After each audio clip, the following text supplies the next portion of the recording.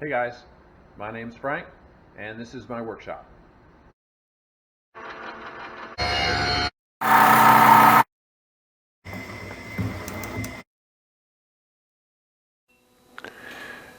Hey guys, welcome back to the shop.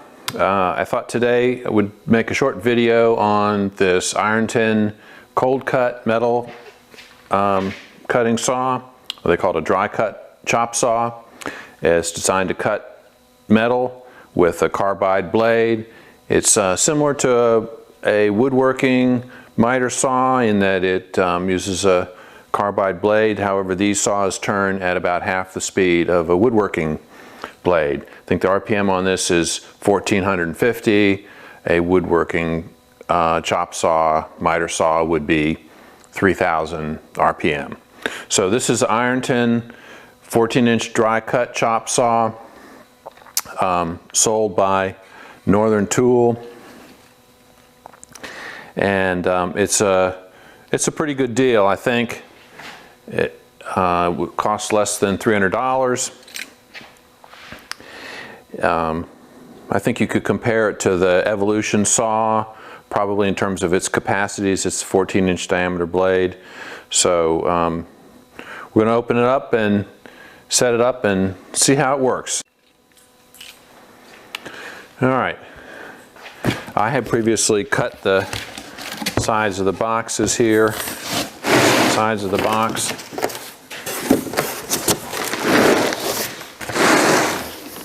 Let's see what we got.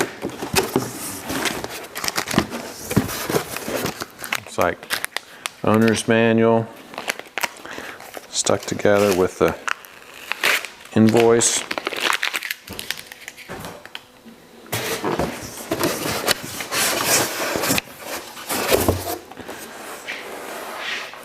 Looks like it's fully assembled.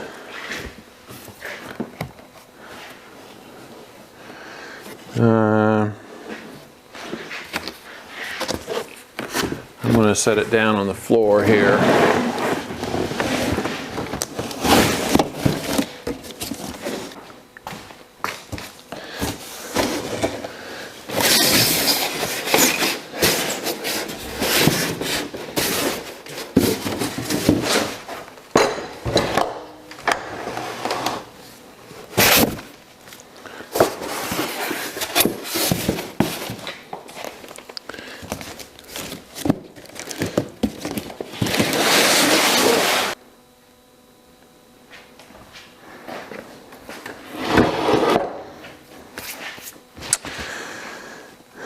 All right, looks like it's in the locked down position. Lock up down knob over here. Let's look it over here. So it looks like it has a lock up and down knob here. And we've got a cord. All right, let's see if we can unlock it here. Oh, is it easy enough?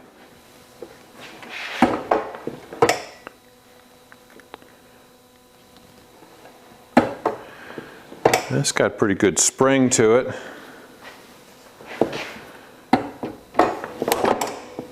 Definitely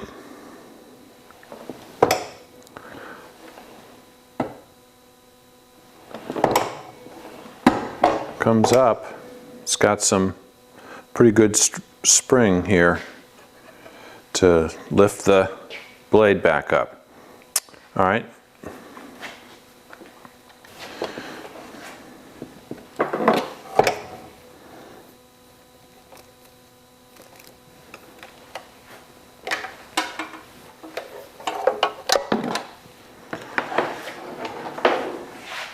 Of course, the advantage of a dry cut or cold cut metal saw is it cuts much faster and cleaner than an abrasive cut-off saw and doesn't heat up the work. All right, looks like it has a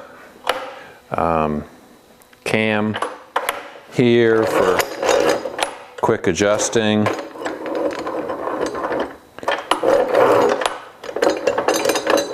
That's sure convenient. All right, let's see what happens here. Looks like it has a safety button.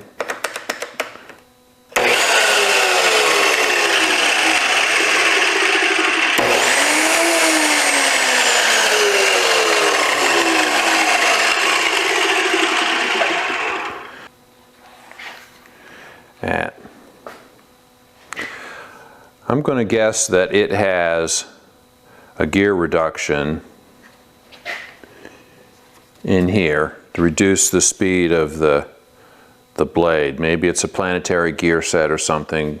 Clearly the RPM of the motor is much higher than 1450 RPM. It says 3 3/8 horsepower. And it's got instructions on here for the maximum dimensions of the material that it can cut. Looks like it has a restriction of 1-inch solid bar. At least that's how it's labeled. All right, let's pull the pin again. Looks like we've got a stop for the down, controls the down distance. The limit on the blades travel down is stopped by this. Return spring here. And we've got the adjustments for the miter fence back here. Looks like a socket head Allen wrench there. And a lever here. All right, well, we'll check that out in a minute. All right, that jaw swivels.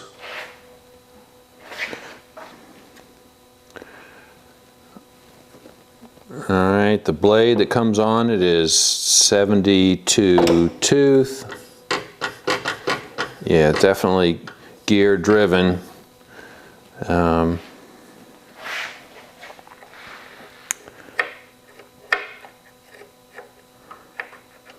Okay, so this is going to be a blade lock. Push it in to lock the blade so that you can undo the nut to change the blade.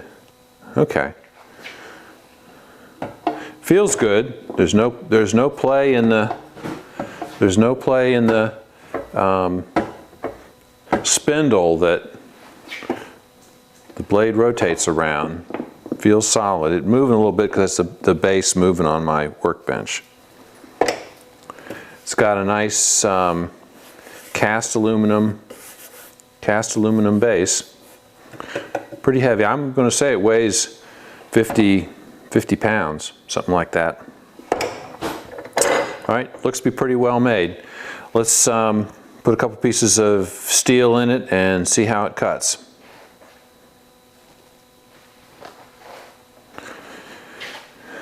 All right, here's a piece of 3/8 by 2-inch bar.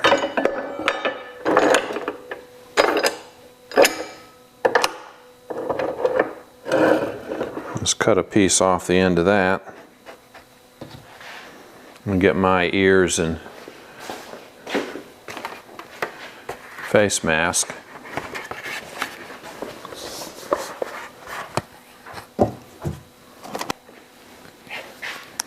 All right, it's got my face mask and my hearing protection.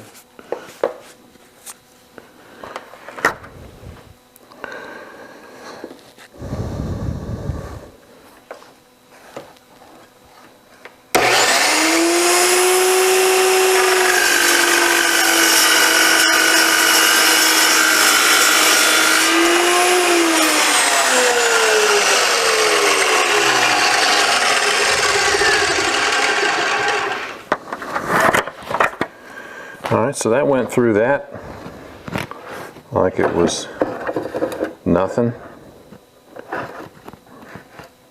I'll take another piece. It's a pretty smooth cut.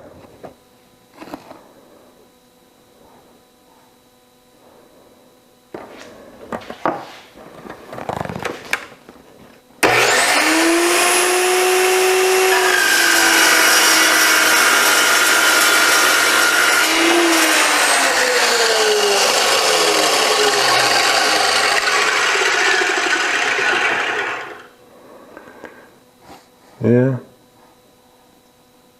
it's pretty smooth. All right, let's get a square and see how square the cut is. All right, so I got a square. Let's see how square the cut is.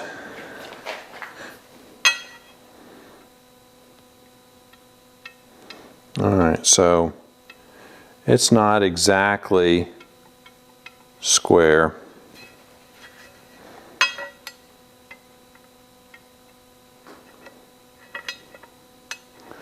Yeah, it's not exactly square. You can see a little movement there. So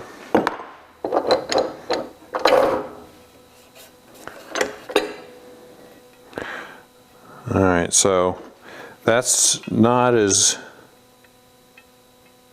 good as I would expect. I mean, let's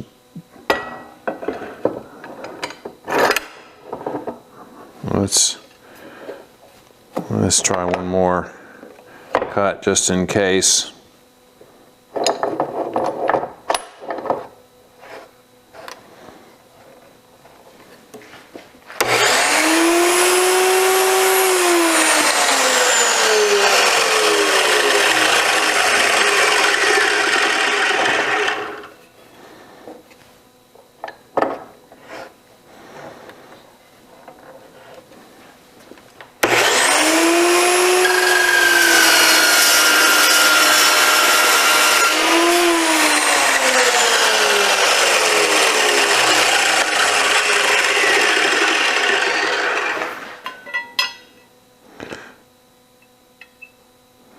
Yeah, again, that's not perfectly square, but there might be imperfection. I don't feel anything on the bottom of this bar that would make it be off. So it's not doing perfectly square cuts, but it's pretty close. I wonder if there's an adjustment capability here.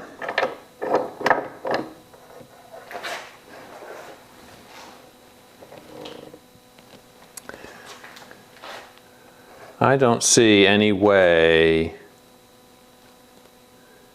to adjust the angle.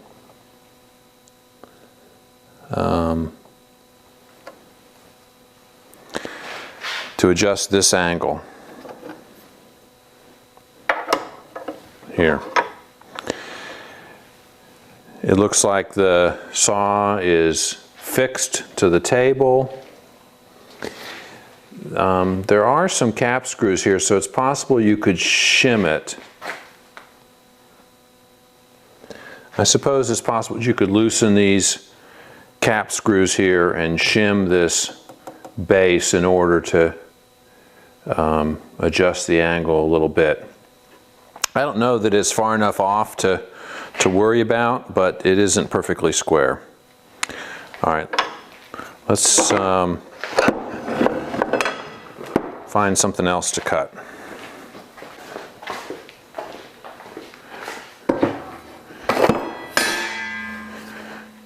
right, so here's some, this is 4140.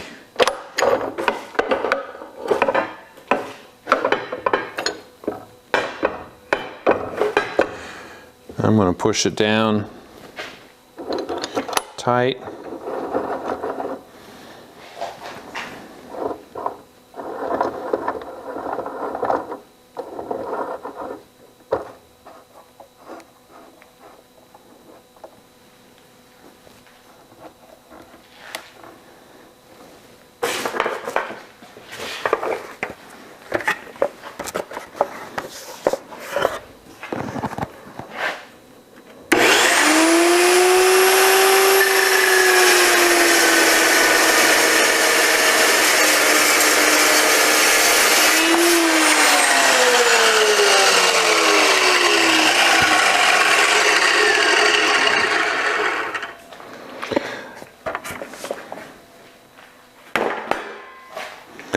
Alright, so let's see what the cut surface on here is.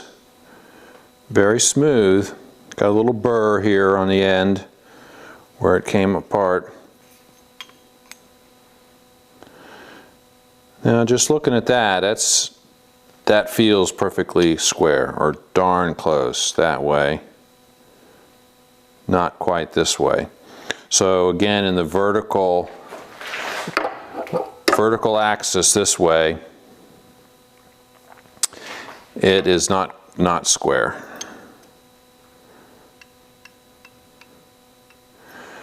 Okay, so if you buy this saw, you have to be aware of that. It might be worth, I don't know, what could be done to make those cuts square. I think I might try shimming the back here. Well, I'd have to use it some more to see for sure. It's cutting square this way, it's just not cutting square in the vertical plane.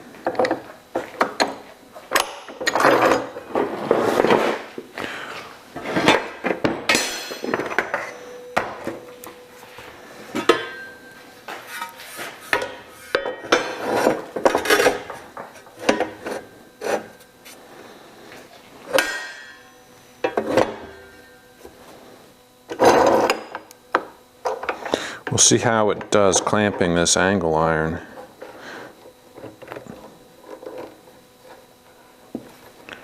Feels plenty solid.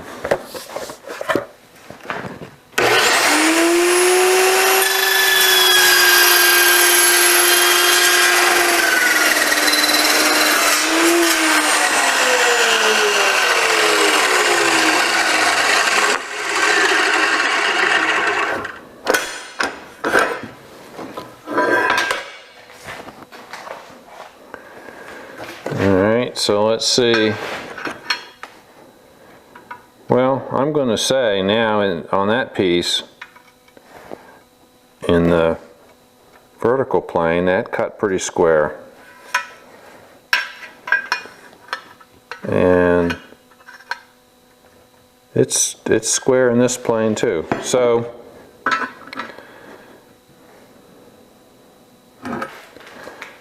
that's square.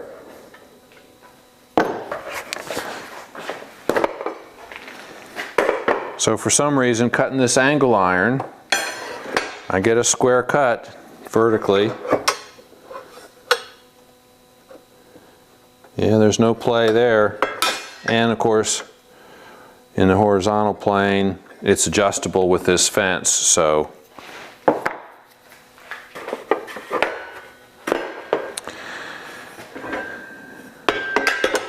it cuts pretty easily. There's very little pressure required. Now the owner's manual says to apply pressure until it stops sparking. I don't know about that, but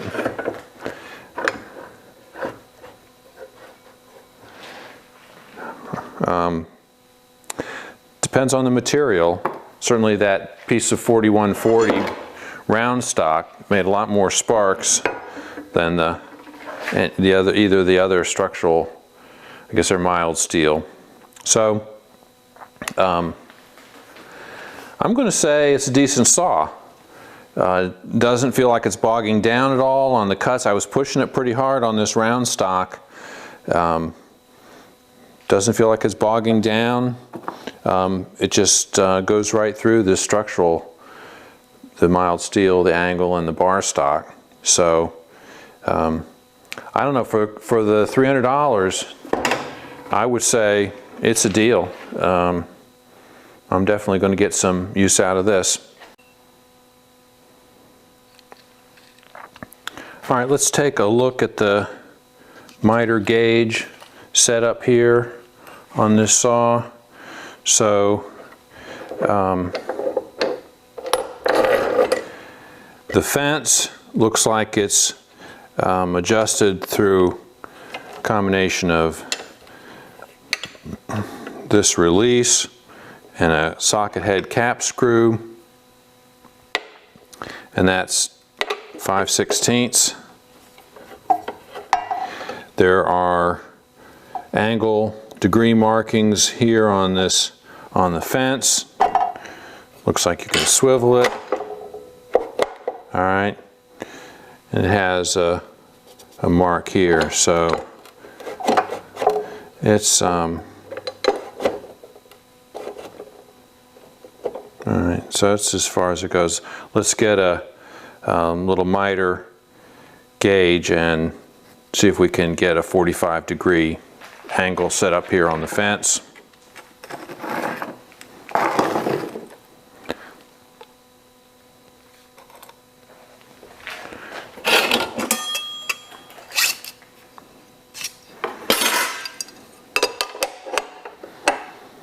I'm just going to line it up to this milled surface here, since there's not enough really clearance to bring the blade down and check it against the blade, which would actually be a much better thing to do.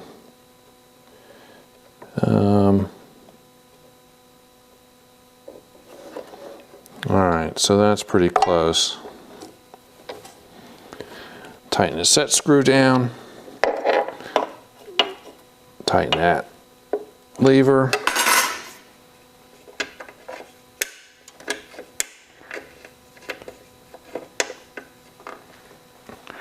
All right.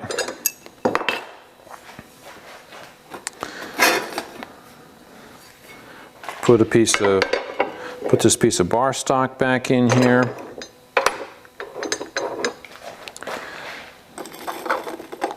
I'm going to clamp this.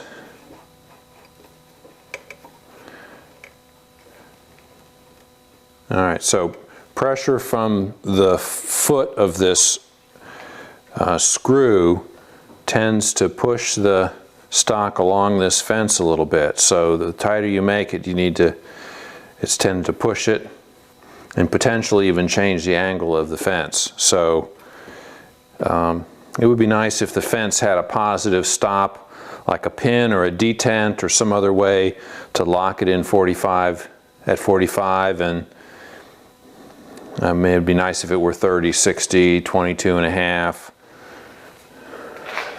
All right, the various common mitering angles. All right, let's take a cut here and see how it does.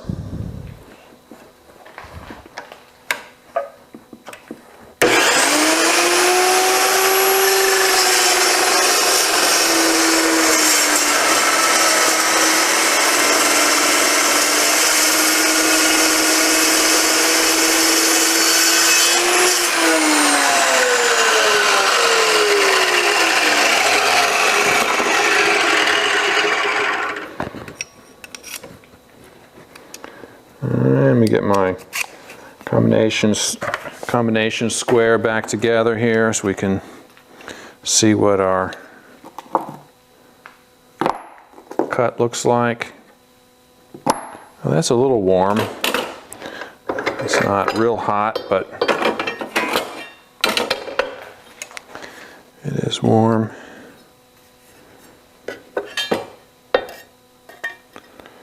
So I mean, it's close.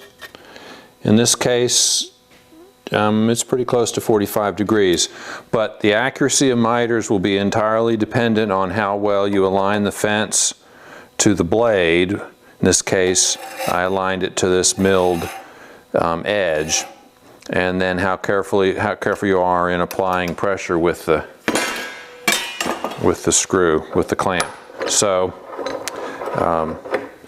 it's not the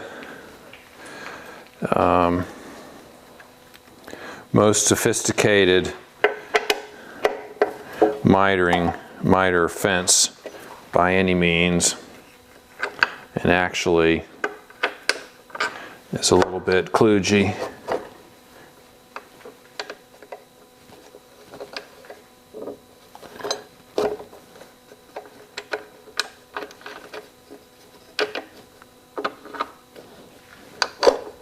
You can pick up on this lever and move it and then tighten it. So it does have like a, I won't call it a ratchet mechanism, but something like that.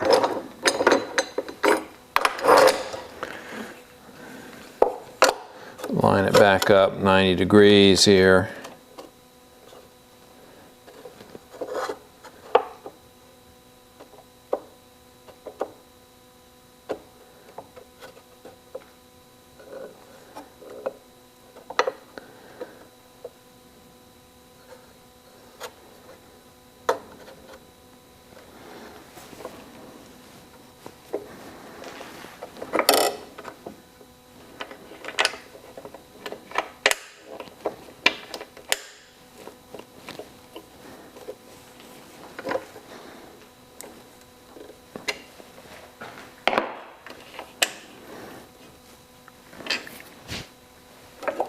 Okay, so it's not the best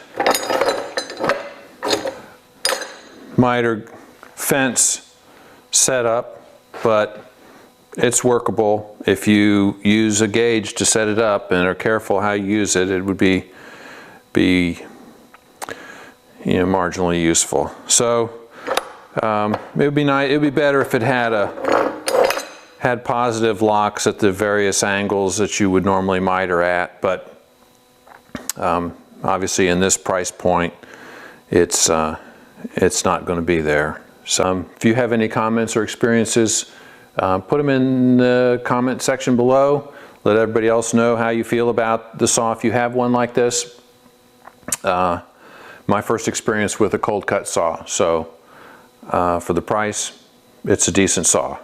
So I'll get some use out of it. The only other thing I have for cutting metal really is a Milwaukee Portaband handheld bandsaw. So this will be a welcome addition for cutting structural steel and that sort of thing. Eventually I'm going to get a bandsaw, metal cutting bandsaw, floor standing bandsaw, but I haven't done that yet. Haven't had enough need. Haven't felt like I've had enough need for it up to this point, but I'm getting there where I think something like that would be helpful. Certainly for cutting anything larger than this can cut, since it's limited to 1-inch round stock. So anything larger than that, and I occasionally cut 2-inch stock. I can either cut it with my Portaband, which does a nice job, so I'm pretty happy with that. The cuts aren't anywhere near as square as something like this or a standalone metal cutting bandsaw would be. So we'll see how that goes.